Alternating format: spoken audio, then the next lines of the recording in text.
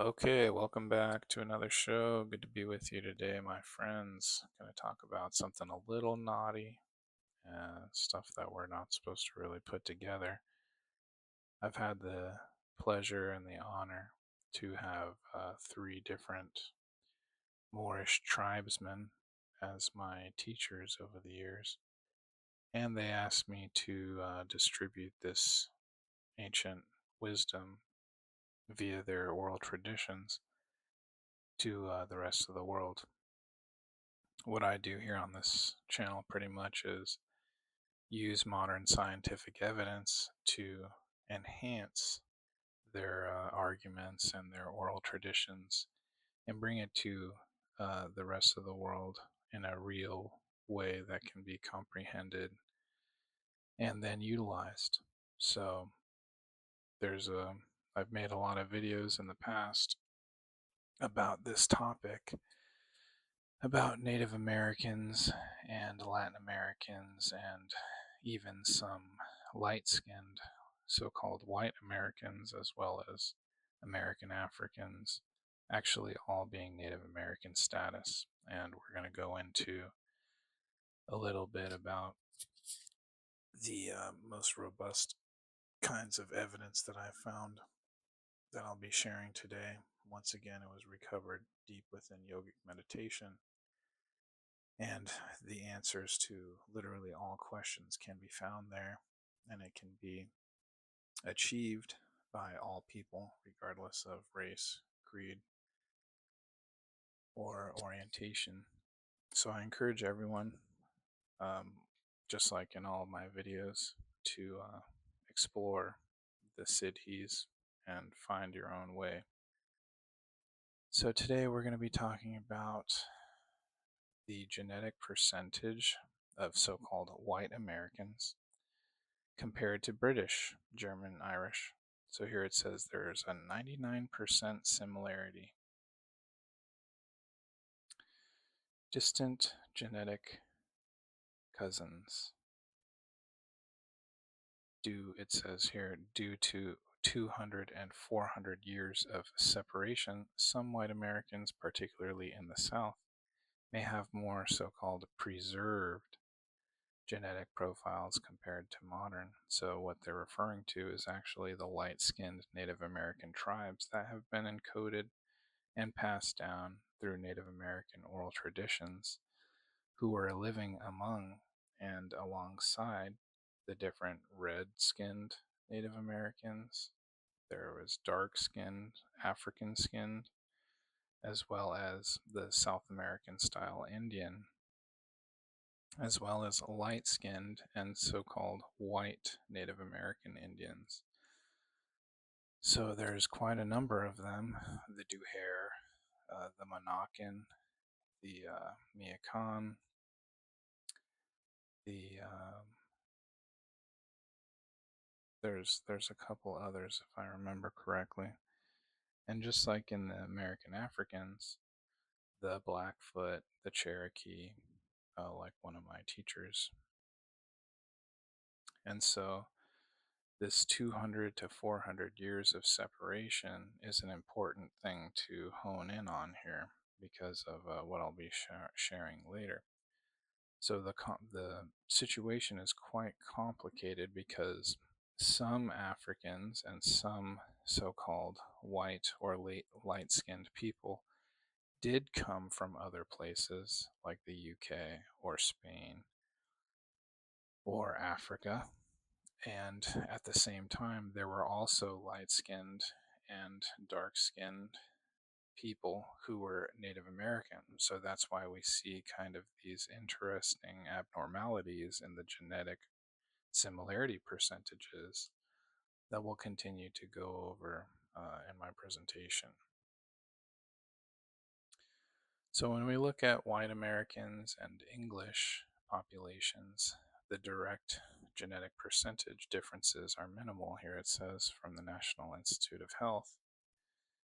There's a high degree of what's called ancestry overlap, and interestingly enough, there's proportions of over 20% of English ancestry and it seems to be higher in specific regions, such as Arkansas, Tennessee, where it can exceed 50%.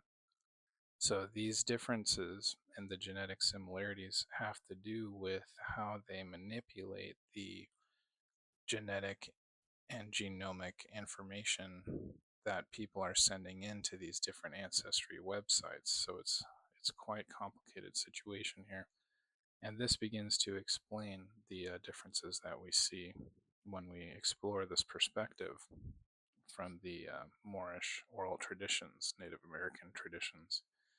So here's the real surprising thing: the genetic percentage differences between Africans and African Americans, and they only seem to have about 70 to 85% of a genetic similarity. So, in the previous studies for the so called white or light skinned people, they said that, oh, in 200 or 400 years of separation, they still maintain a 99% similar genetic makeup. And so when we go to the African or the American African population, as I like to say, they have, uh, in some cases, almost a 30% genetic difference. So they've been here about the same amount of time, 400 to 500 years.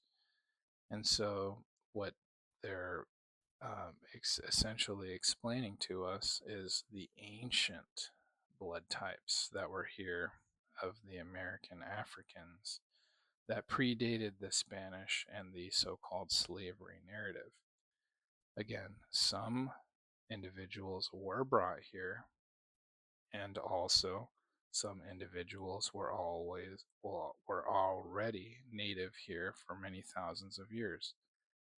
My Moorish tribesmen teachers often used to tell me about how the New World, so called, is actually the Old World, and the Old World is actually the New World, which is referring to Africa, Asia, and Europe as actually being the New World. And this is from the what's called the antediluvian perspective, or the culture that came before the great floods that were encoded in several myths and oral traditions, most notably in the Western Bible, as well as the African Bible, as well as in China and Mongolia and Tibet, and even South America and European oral traditions.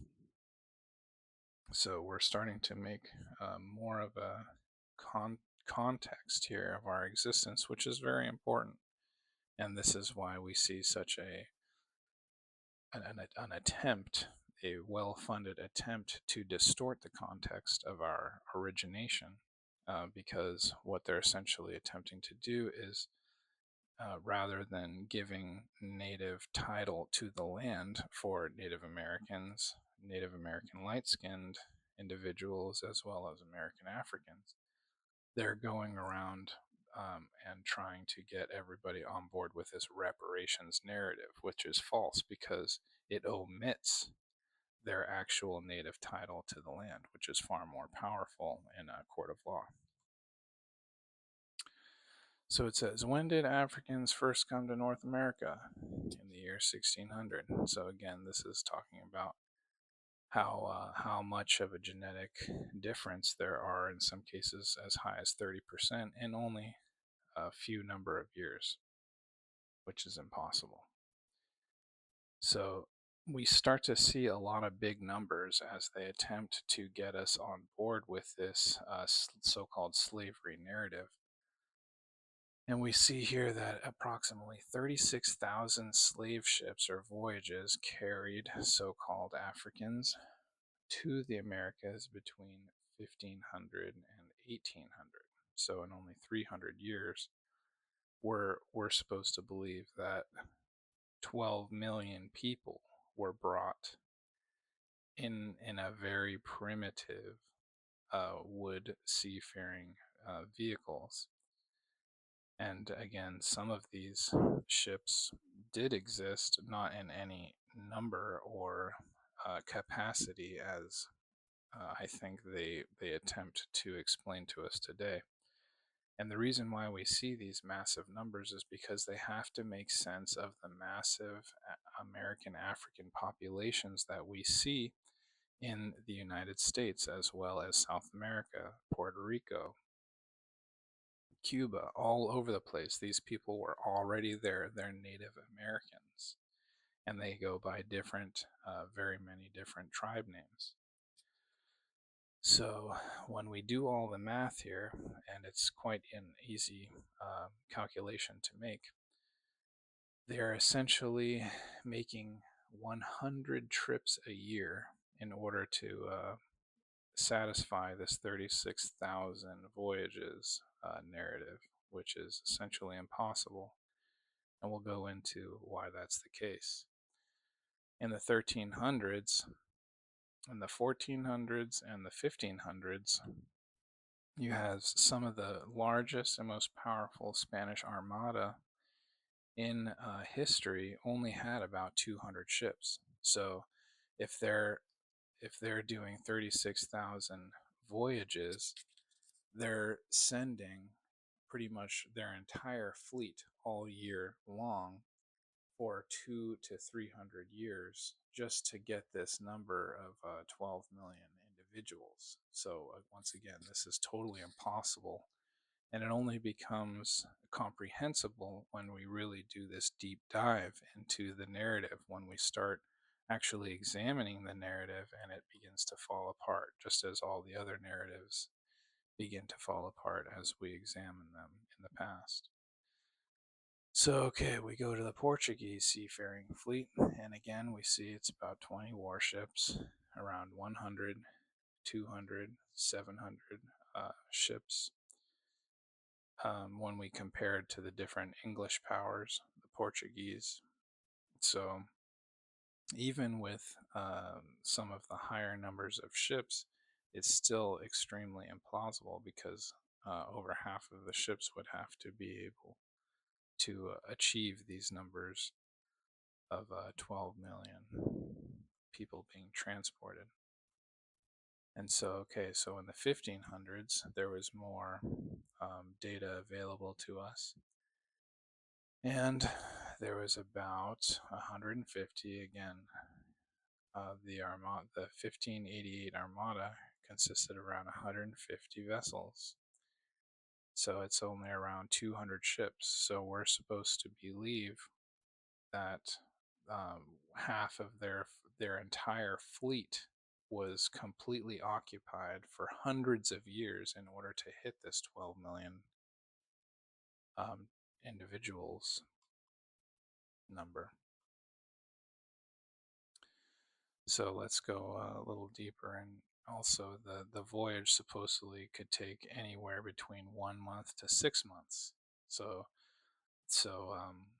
this again kind of complicates the timeline for this narrative substantially. So I hope this is making a lot of sense to everybody. The true origin of our people is extremely important because it gives us more agency and more awareness and wisdom about the true nature of our situation. It's quite a complex story that we went over here today, and I hope I did an okay job explaining it. So if anybody has any questions, feel free to send me a message, and it's a good reason to be together. Once again, I'm hoping everybody's doing well. I'll see you in the next one. Thank you very much.